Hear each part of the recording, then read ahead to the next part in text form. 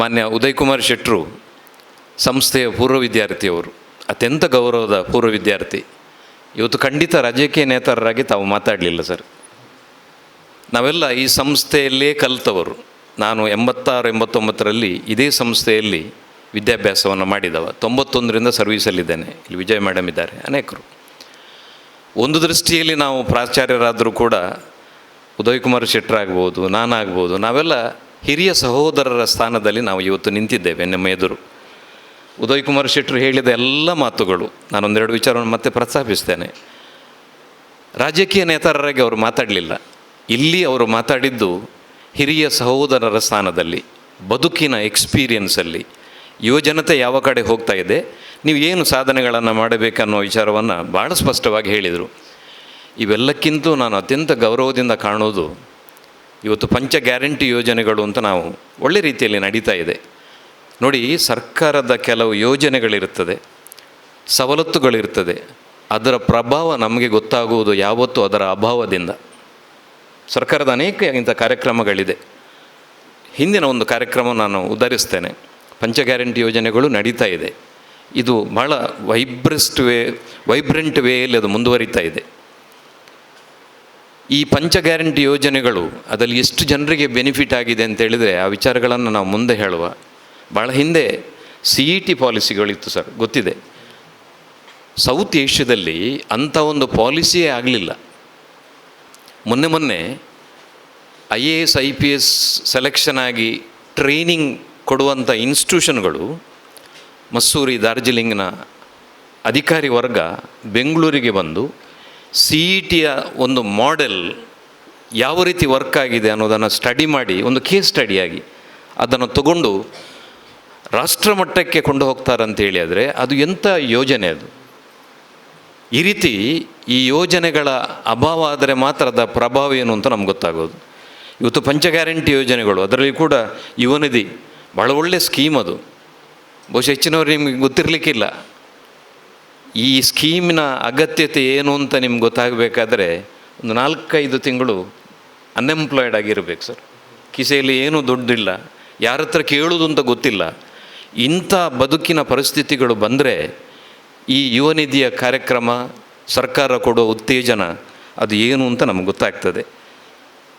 ಅಜಿತ್ ಹೆಗ್ಡೆಯವರ ಮಾತನ್ನು ನಾನು ಅತ್ಯಂತ ಪ್ರೀತಿಯಿಂದ ಒಪ್ತೇನೆ. ಅಲ್ಲಿ ತಾಸ್ತಾರಗಳ ಮಾತುಗಳು ಇರ್ಬೋದು, ಇಲ್ಲ ಅಂತಲ್ಲ.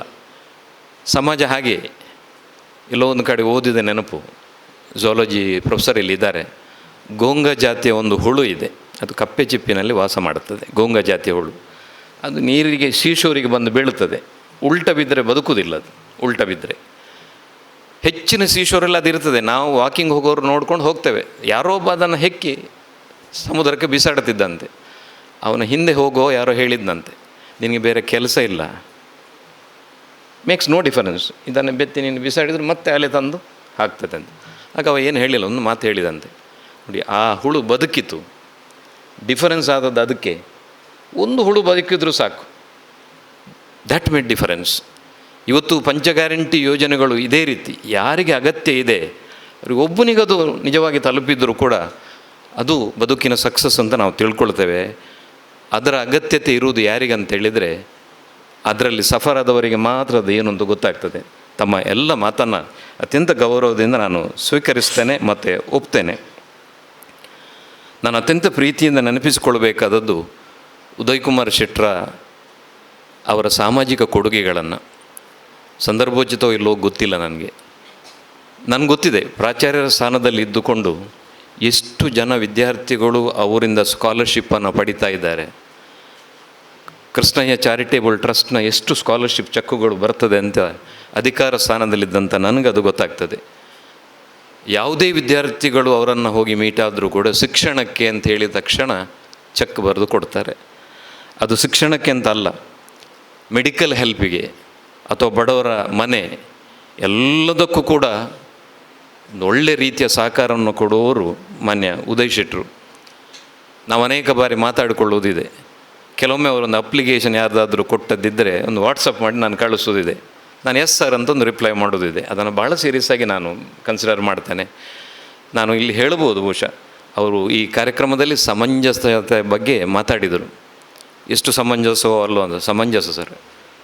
ನಾಳೆ ನಾವೊಂದು 11,80,000 ಸ್ಕಾಲರ್ಶಿಪ್ಪನ್ನು ಡಿಸ್ಟ್ರಿಬ್ಯೂಟ್ ಮಾಡುವ ಒಂದು ಕಾರ್ಯಕ್ರಮವನ್ನು ಹಮ್ಮಿಕೊಂಡಿದ್ದೇವೆ. ಇದು ಯಾವುದು ಕೂಡ ಕಾಲೇಜಿದು ಸ್ವಲ್ಪ ಮ್ಯಾನೇಜ್ಮೆಂಟ್ ಕೊಡ್ತಾ ಇದೆ. ಆನಂತರ ಇಲ್ಲಿ ಕಲಿತಂಥ ಸುಮಾರು 19 ಬ್ಯಾಚಿನ ಪೂರ್ವ ವಿದ್ಯಾರ್ಥಿಗಳು ಒಂದೊಂದು ಬ್ಯಾಚಿನವರು 2-3 ವಿದ್ಯಾರ್ಥಿಗಳನ್ನು ಆ್ಯಸ್ ಇಟ್ ಈಸ್ ಸ್ಕಾಲರ್ಶಿಪ್ಪಿಗೆ ಹೆಲ್ಪ್ ಮಾಡ್ತಾರೆ. ನಾವು ಅದನ್ನು ಪಾಸ್ ಆನ್ ಮಾಡೋದು, ಅವರು ಅದನ್ನು ಒಪ್ತಾರೆ, ಕಳಿಸ್ತಾರೆ. ಇದು ಭುವನೇಂದ್ರ ಕಾಲೇಜಿನ ಪರಂಪರೆ. ಮಾನ್ಯ ಉದಯ್ ಶೆಟ್ಟರು ಇರ್ಬೋದು ಅಂತ ಅನೇಕರು ಈ ನಮ್ಮ ಪುಣ್ಯ ಕೈಂಕರ್ಯಕ್ಕೆ ಸಹಕಾರ ಮಾಡುವವರು ಇದ್ದಿರ್ಬೋದು. ಇವರೆಲ್ಲರೂ ಕೂಡ ಸಹಕಾರಗಳನ್ನು ಯಾಕೆ ಈ ರೀತಿ ಸಮಾಜಕ್ಕೆ ಕೊಡ್ತಾರೆ? ಉದಯ್ ಕುಮಾರ್ ಶೆಟ್ಟರು ಕೂಡ ಅವರ ಬದುಕನ್ನು ನೋಡಿಕೊಂಡು ದುಡ್ಡು ಮಾಡಿಕೊಂಡು ಹೋಗೋದಿದ್ದರೆ ಆಚೆ ಈಚೆ ನೋಡಬೇಕಾಗಿರಲಿಲ್ಲ ಸರ್. ಎಷ್ಟು ಜನರ ಹತ್ರ ದುಡ್ಡಿಲ್ಲ ಹೇಳಿದರು. ಕೊಡುವ ಮನಸ್ಸು ಎಷ್ಟು ಜನರಿಗಿದೆ. ಇದೆಲ್ಲವೂ ಸಾಧ್ಯ ಆಗೋದು ಹೇಗೆ ಅಂತ ಹೇಳಿದರೆ, ನಾನು ಬದುಕುವ ಸಮಾಜ ಅದು ನನ್ನ ಅಂತರಂಗದ ಭಾಗ ಆಗಬೇಕು.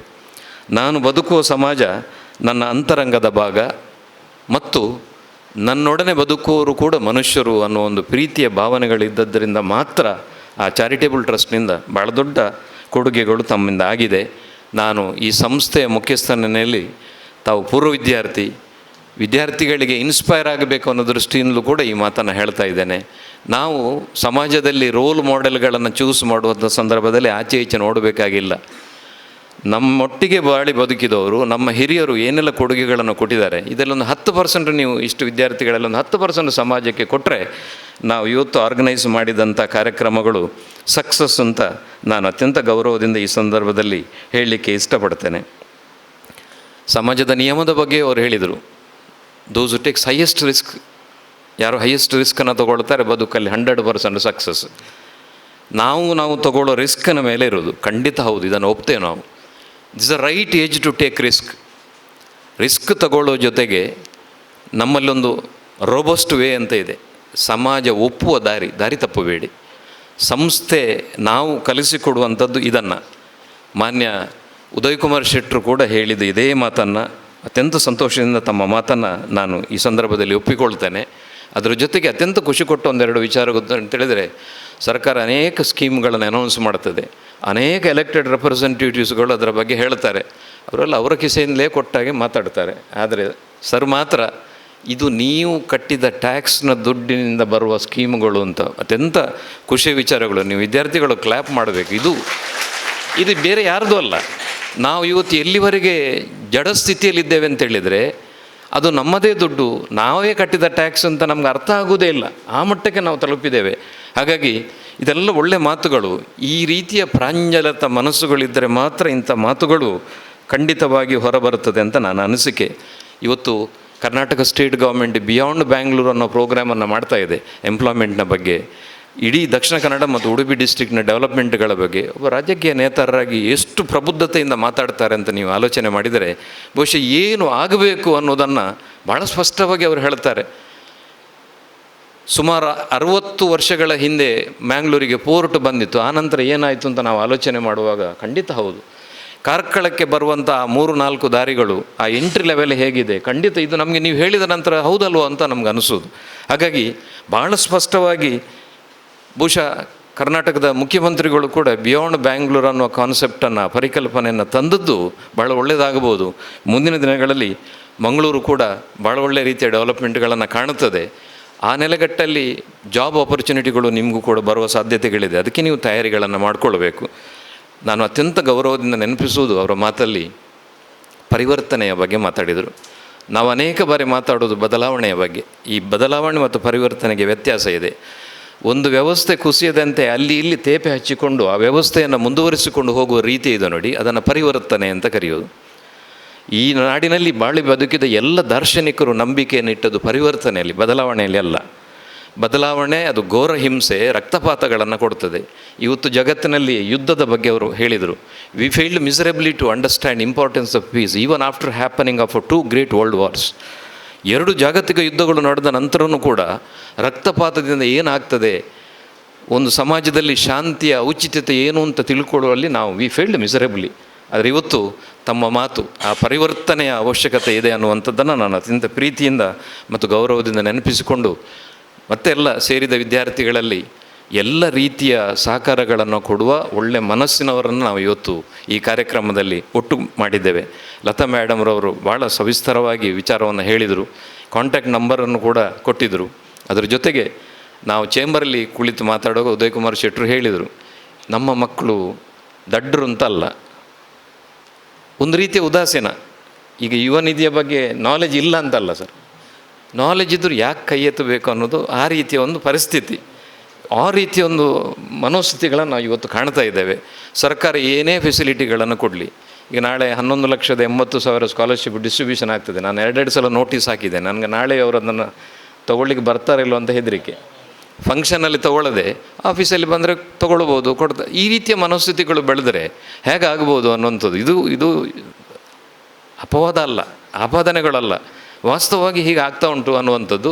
ಮುಂದೆ ನೀವು ಕೂಡ ಭಾಳ ದೊಡ್ಡ ಮಟ್ಟಕ್ಕೆ ತಲುಪಿ ಸಂಸ್ಥೆಯ ಕಡೆಗೆ ನೋಡಬೇಕು, ನೀವು ಸಮಾಜದ ಕಡೆಗೆ ನೋಡಿ. ಇವತ್ತು ಉದಯ್ ಕುಮಾರ್ ಶೆಟ್ಟರ್ ಆಗ್ಬೋದು, ಅಜಿತ್ ಹೆಗ್ಡೆ ಅವರಾಗ್ಬೋದು, ಇವರೆಲ್ಲ ಮಾಳದ ಪಂಚಾಯತಿಯ ಬಗ್ಗೆ ನೀವು ಒಮ್ಮೆ ಕೇಳಿ ಗೊತ್ತಾಗ್ತದೆ ನಿಮಗೆ.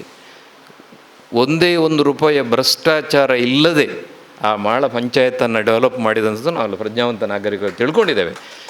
ಇವರೆಲ್ಲ ರೋಲ್ ಮಾಡೆಲ್ಸ್ ನಿಮಗೆ ಮಾಡಲಿಕ್ಕೆ ಸಾಧ್ಯ ಇದೆ. ಐ ಆಮ್ ಸಾರಿ ಟು ಸೈ, ಅನೇಕ ಬಾರಿ ನಾವು ಈ ಕರಪ್ಷನ್ ವಿಚಾರ ಉದಾಹರಣೆ ನಾವು ಮಾತಾಡುವಾಗ ನಾವು ಹೇಳೋದುಂಟು, ಉದಯ ಶೆಟ್ಟರನ್ನ ಉದಾಹರಣೆ ಅಂತಲೇ ಕರೆಯೋದು.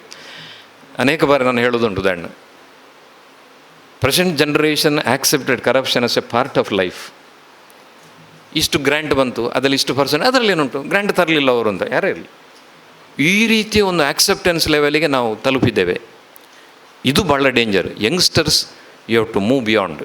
ಇದು ನಿಜವಾದ ಅನಿವಾರ್ಯತೆ ಈ ಕಾಲಘಟ್ಟದ್ದು. ಹಾಗಾಗಿ ಈ ನೆಲೆಗಟ್ಟಲ್ಲಿ ಈ ಕಾರ್ಯಕ್ರಮವನ್ನು ಆಯೋಜಿಸಿದ್ದೇವೆ, ಒಳ್ಳೆ ಸಕ್ಸಸ್ಸನ್ನು ಕಂಡಿದೆ. ಮುಂದಿನ ದಿನಗಳಲ್ಲಿ ಅಜಿತ್ ಹೆಗ್ಡೆ ನಾನು ಕೋಆರ್ಡಿನೇಟ್ ಮಾಡ್ತೇನೆ.